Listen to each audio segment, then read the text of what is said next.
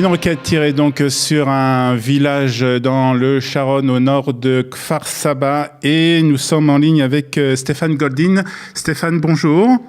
Bonjour Olivier. Alors, vous habitez pas très loin de ce village de Mishmeret. Pardon. Oui, j'habite à quelques kilomètres de Mishmeret. Vous habitez donc à quelques kilomètres de Mishmeret et donc à 5h20 ce matin, vous avez entendu cette alerte rouge. Oui, à 5h20 du matin, à vrai dire, j'ai entendu un gros boom, une grosse explosion qui m'a évidemment réveillé. Ouais. Du coup, je me suis réveillé, j'ai regardé mon téléphone, j'ai vu qu'il y avait l'alerte rouge, comme on dit, à Zakar. Je me suis levé, j'ai été sur ma Mirpesset, sur mon balcon pour voir ce qui se passait quand même d'un peu plus près. J'ai ouvert mes volets et voilà quoi. Et après, les informations sont tombées. Et... Vous avez été surpris par ce boom, ça est-ce que vous avez pensé qu'il s'agissait tout de suite d'un tir d'une roquette de roquette?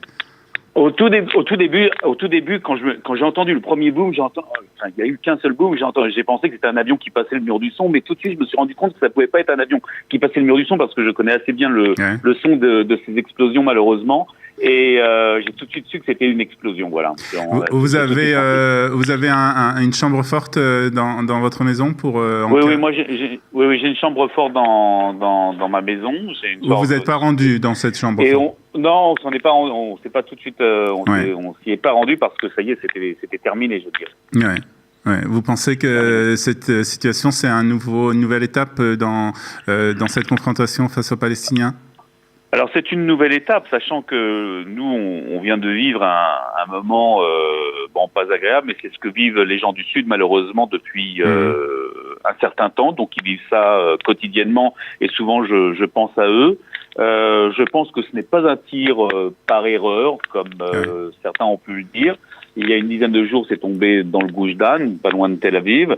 Voilà, on verra. J'espère qu'il y aura une réponse forte.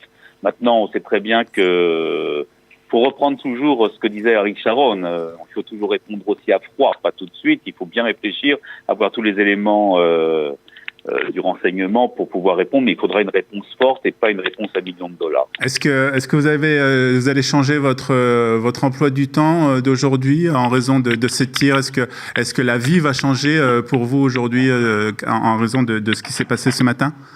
Non, la vie ne change pas. Les enfants sont partis à l'école normalement. Moi, je suis arrivé à mon travail normalement. La vie ne change pas. C'est vrai que aujourd'hui, c'est vrai qu'on a ce sentiment qu'il va falloir faire un peu plus attention, se mettre... être un peu plus vigilant. Vigilant sur le côté alerte. Voilà. Merci Stéphane Goldin, on vous souhaite une bonne journée. On espère que le retour au calme très rapidement sur cette région, bien entendu sur la région du Sud et sur tout Israël. Merci beaucoup, sur tout Stéphane. Israël. Merci bonne beaucoup, journée. Stéphane. Au revoir.